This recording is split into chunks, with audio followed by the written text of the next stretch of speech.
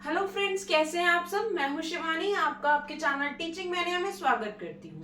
आज हम बात करेंगे संस्कृत वर्णमाला की, जो कि बिल्कुल एक बेसिक टॉपिक है और बहुत इंपॉर्टेंट टॉपिक है, जो कि 6 से लेकर 10th में आता ही आता है इससे क्वेश्चंस। ठीक है, तो 10th में भी ये हम लोग पढ़ते हैं और 6th में भी बिल्कुल सेम चीज हम पढ़ते हैं, बस थोड़ा सा लेवल हाई हो जाता है। तो आइए बिना टाइम वेस्ट किए चलते हैं हम और जल्दी से सीखते हैं संस्कृत वर्णमाला। ठीक है, तो संस्कृत वर्णमाला है क्या? संस्कृत वर्णमाला, संस्कृत आप लोगों को पता है संस्कृत क्या है। संस्कृत एक लैंग्वेज है। देन वर्णमाला क्या है? सबसे इंपॉर्टेंट है वर्णमाला क्या है। अब वर्णमाला आप पढ़ते हैं हिंदी में जब आपका यूकेजी फर्स्ट क्लास होता है ना। क ख ग घ च छ ज झ ट ठ ड ढ त थ द ध न, वही है। ठीक है, तो वर्णों के समूह को, व्यवस्थित समूह को, वर्णों के व्यवस्थित समूह को वर्णमाला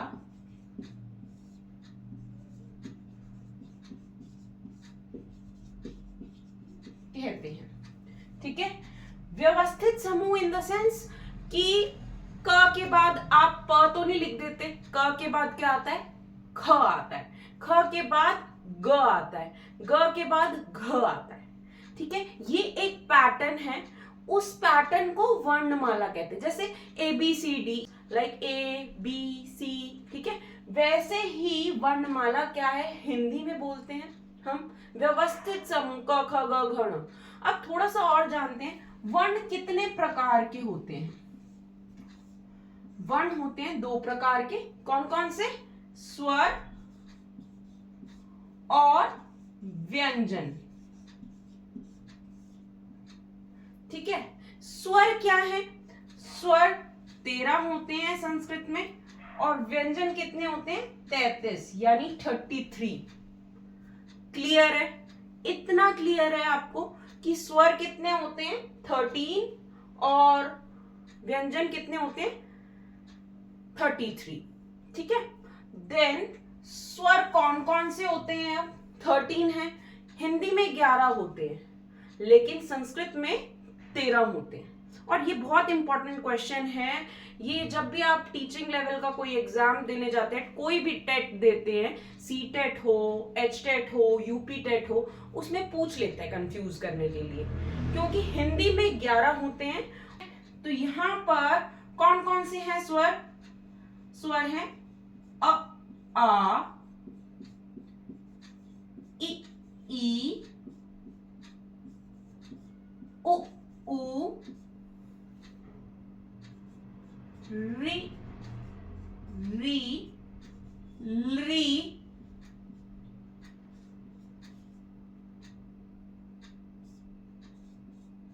ए, आई, ओ, औ। ठीक है, तो यहां पर कई बुक्स में लेवल अप करने के लिए स्वर को भी 3 पार्ट्स में डिवाइड किया जाता है। कौन सा? दीर्घ, ह्रस्व और संयुक्त में। ठीक है, वो भी होता है। ये 6 के लेवल के हिसाब से है। 6 में सिर्फ हम इतना बताते हैं कि 13 स्वर होते हैं और ये स्वर है। लेकिन अगर हमें बताना है किसी बड़ी क्लास में, तो हम बताते हैं स्वर के 3 भाग होते हैं। दीर्घ, सॉरी, फर्स्ट होता है ह्रस्व, देन दीर्घ, और तीसरा होता है संयुक्त।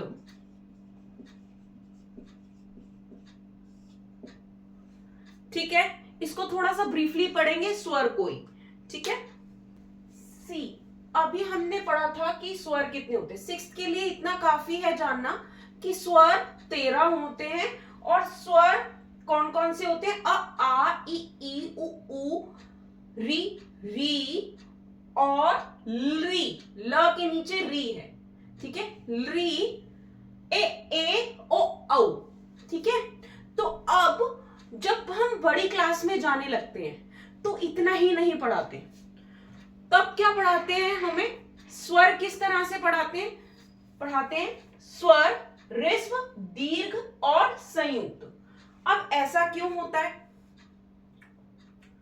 हाँ, अब कुछ तो लेवल अप करना है ना, तो दैट्स वाई अब देखेंगे हम ह्रस्व, दीर्घ और संयुक्त क्या है। ह्रस्व क्या है? जितने भी छोटा जैसे हम जब छोटे थे तो हमें पढ़ाया जाता है छोटा, छोटी, छोटा ऊ, है ना? तो वैसे ही उनको ह्रस्व कहते हैं, ठीक है। छोटा अ, छोटी ई नहीं कहते हैं, हम कहते हैं ह्रस्व अ, ह्रस्व ई, ह्रस्व उ, ह्रस्व री। क्लियर? तो ये ह्रस्व वर्ण हो गए। कौन सा? अ, ई, उ और री। अब आप कहेंगे कि ए और औ तो नहीं है इसके अंदर। ए और औ जो है वो इसके अंदर आता है। अभी बताऊंगी क्यों आता है ए और औ। ए, ओ, औ, क्योंकि ये दो स्वरों से मिलाकर बनता है, इसीलिए इसे संयुक्त स्वर बोलते हैं, ठीक है। बाकी बचे दीर्घ वाले, वो इसके अंदर आते हैं, जैसे बड़ा आ यानी दीर्घ आ, ठीक है, दीर्घ ई, दीर्घ उ और दीर्घ री, ठीक है। तो ये हो गए आपके दीर्घ, ह्रस्व, दीर्घ और संयुक्त। क्लियर है? तो अब आपको बताती हूं कि इसमें संयुक्त स्वर कैसे बनते हैं। जब अगर आपने बड़ी क्लास में है और संधि पढ़ा है, उसमें आता है वृद्धि संधि और गुण संधि। तो उसको अगर देखेंगे तो वही वाला सेम रूल लगेगा यहां पर। अ के परे अगर ई आता है तो ए बन जाता है, ठीक है। अ प्लस ई ए हो जाता है, और अगर ये और ये प्लस होता है तो बड़ा ए बन जाता है, यानी अ प्लस ए होता है तो बड़ा ए हो जाता है। क्लियर है? देन अ के परे अगर उ हो तो क्या हो जाता है? ओ हो जाता है। सिमिलरली अ के परे अगर ओ हो तो बड़ा ओ हो जाता है, ठीक है। अ के परे अगर ओ होता है तो बड़ा ओ हो जाता है। क्लियर है? संयुक्त समझ आ गया आपको कैसे दो स्वरों को मिलाकर बनता है, ठीक है। देन अब हम पढ़ते हैं व्यंजन। व्यंजन कितनी तरह के होते हैं? 33, ठीक है। तरह के नहीं, 33 व्यंजन होते हैं, सॉरी, ठीक है। तो कौन कौन से व्यंजन होते हैं आज हम जानेंगे। कौन कौन से पहले तो व्यंजन होते हैं, ठीक है। और काउंट करके बताऊंगी कि व्यंजन 33 कैसे हैं। देखो, फर्स्ट होता है क वर्ग, च वर्ग, ट वर्ग, त वर्ग, प वर्ग, अंतस्थ और ऊष्म, ठीक है। तो क वर्ग में कौन कौन से आते हैं? क, ख, ग, घ, ण, च, छ, ज, झ, य। अब आप कहेंगे इसके नीचे हलंत क्यों लगाया मैंने? इसको जो नीचे लगाया ना मैंने डैश सा, इसको हलंत बोलते हैं। हलंत क्यों बोलते हैं? अभी ये व्यंजन जो है वो आधे हैं, क्योंकि व्यंजन की परिभाषा क्या होती है? वे वर्ण जो स्वरों की सहायता से बोले जाते हैं उनको व्यंजन कहते हैं। ठीक है, तो अब भी इनके अंदर स्वर मिला नहीं है, अभी स्वर मिलेगा। जैसे क में अगर अ मिला देंगे तभी ये पूर्ण होगा। क हिंदी में बिल्कुल ऐसे ही सिखाते हैं ना, क ख ग घ ण च छ ज झ ण, क्योंकि उसमें स्वर मिला हुआ होता है। लेकिन संस्कृत क्योंकि शुद्ध है एकदम, ठीक है, तो एक एक चीज बतानी पड़ती है कि क्यों ऐसा है। ठीक है, तो यहां पर क्या है, क में अ मिला हुआ है। क्लियर है, समझ आ गया। देन कंप्लीट करते हैं। ट ठ ड ढ ण। देन त थ द ध न। प फ ब भ म।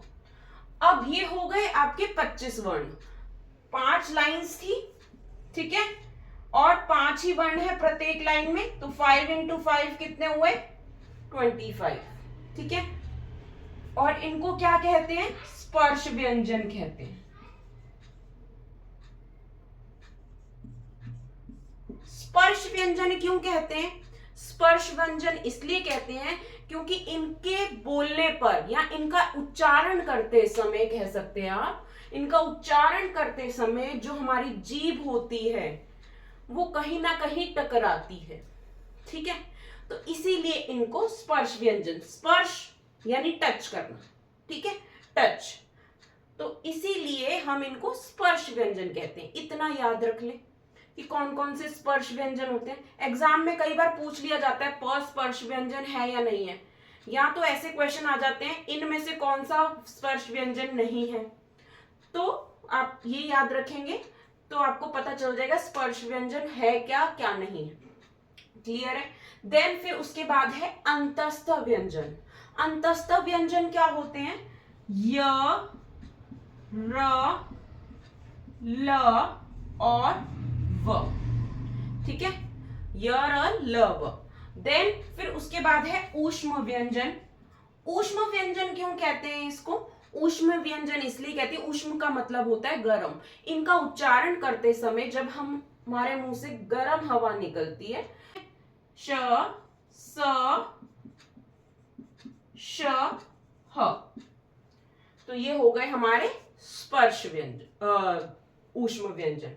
तो यहां पर हो गए 4 और 4, तो ये हो गए 25, 4 और 4 कितने हो गए, 33 हो गए।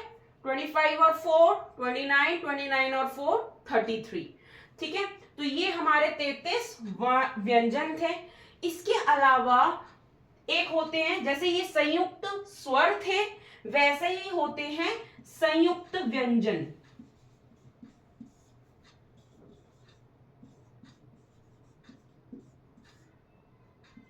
संयुक्त व्यंजन, संयुक्त व्यंजन क्या होते हैं, जो दो व्यंजनों को मिला के, ये दो स्वरों को मिला के बन रहे थे और ये दो व्यंजनों को मिला के बनते हैं, इसलिए ये संयुक्त व्यंजन कहते हैं। जैसे श से क्षत्रिय, त्र से त्रिशूल, ज्ञ से ज्ञानी और श्र, श्रमिक वाला श्र, श्राप वाला श्र। ठीक है, तो यहां पर ये दो कौन से व्यंजनों को मिला के बनते हैं, क और श, षटकोण वाला श। ठीक है, क और श को मिलाकर क्या बनता है, क्षत्रिय वाला श बनता है। देन त्र किससे बनता है, त और र से। ज्ञ किससे बनता है, ज और ञ से। इसको कई लोग, जैसे मेरी प्रोफेसर थी, वो जब भी ज्ञानी बोलना होता था तो वो बोलती थी ज्ञानी। ठीक है, शुद्ध जो प्रोनाउंस करते हैं ना हम, वो यही है, ज्ञानी, ज्ञात। ठीक है, ज्ञात को बोलते हैं ज्ञात। ठीक है, तो हमें शुरू से सिखाया गया ज्ञ से ज्ञानी होता है, तो हम इसलिए हम ज्ञ ही बोलते हैं, तो ज्ञ होता है। श्र, श्र कैसे बनता है, श, शलगम वाला श और र से। ठीक है, क्लियर है इतना? संयुक्त व्यंजन हो गए, व्यंजन हो गए, स्वर हो गए, संयुक्त स्वर हो गए हमारे, ठीक है। तो अब और एक और चीज मैं बोलना चाहूंगी, अगर मेरी आप क्लास देखते हैं, क्लास देखने का कोई मतलब नहीं है जब तक उसको नोट ना करो, सिर्फ कथा सुनना हुआ वो तो, ठीक है। कथा आप एक दिन याद रखेंगे, 2 दिन याद रखेंगे, बहुत इफेक्टिव भी लगेगी क्लास, लेकिन एग्जाम टाइम पे कंफ्यूज हो जाएंगे, तो अपने नोट्स बनाइए साथ साथ, ठीक है, क्लियर है? तो आगे हम देखेंगे कि वर्ण विच्छेद किसी को कहते हैं और वर्ण विच्छेद किस तरह से किया जाता है।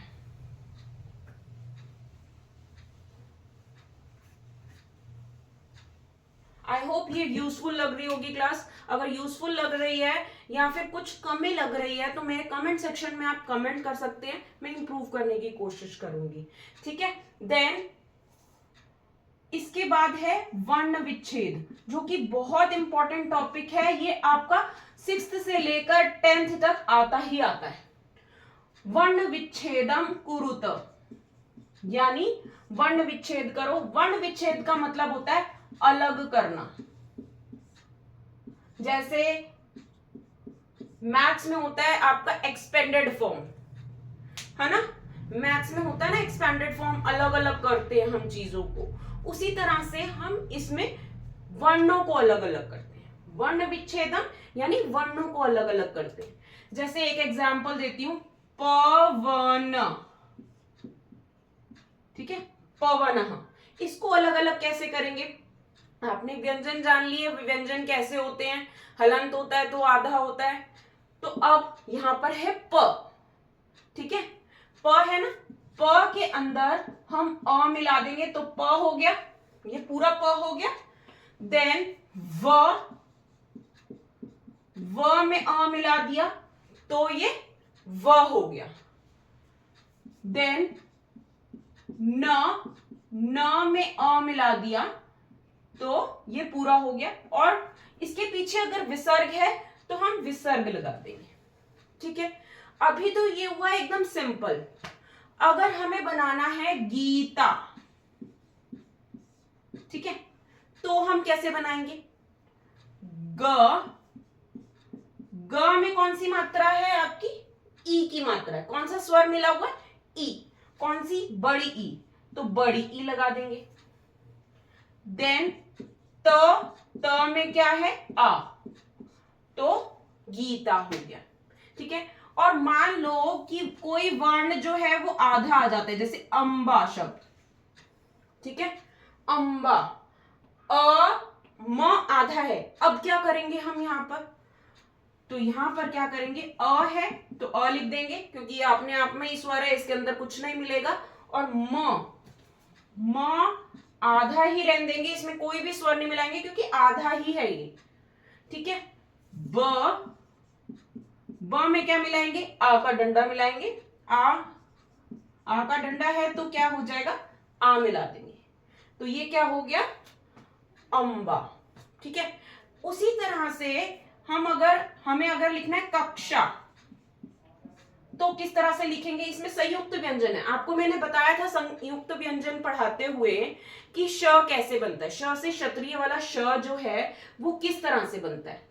तो किस तरह से बनता है, पहले तो हम क को पूरा कर लेंगे। क बन गया, क बन गया। तो श कैसे बनता है? श, क और षटकोण वाला श से बन गया श, और इसके अंदर क्या है? आ है, तो आ हो गया, ठीक है। देन फिर उसके बाद है त्रिशूल। त्रिशूल, अब ये कैसे बनाएंगे? क्योंकि ये भी आपका क्या है? संयुक्त व्यंजन वाला है। तो संयुक्त व्यंजन त्र बनाएंगे ना पहले तो हम। त्र कैसे बनेगा? त और र। देन उसके अंदर कौन सी मात्रा मिली है? ई की मात्रा मिली है, छोटी ई, तो छोटी ई मिला देंगे। तो श है। देन उसके अंदर क्या है? कौन सी मात्रा है? ऊ की मात्रा है, बड़े ऊ की, ठीक है, यानी दीर्घ ऊ की मात्रा है, ठीक है। तो यहां पर क्या है? ल, देन सिंपल अ मिला देंगे, त्रिशूल। ये 5 एग्जाम्पल्स थे। इससे 5 एग्जाम्पल्स ये हैं, ये 5 एग्जाम्पल्स नोट करो। देन फिर उसके बाद डिस्क्रिप्शन बॉक्स में आपको 5 और मिल जाएंगे, ठीक है, प्रैक्टिस करने के लिए। उसके आंसर मुझे कमेंट बॉक्स में चाहिए, ठीक है। फटाफट से कमेंट करो। और अगर आपको टॉपिक समझ आया है या कहीं कोई डाउट है तो भी कमेंट करिए, ठीक है। इसके विपरीत एक आता है वर्ण संयोजन।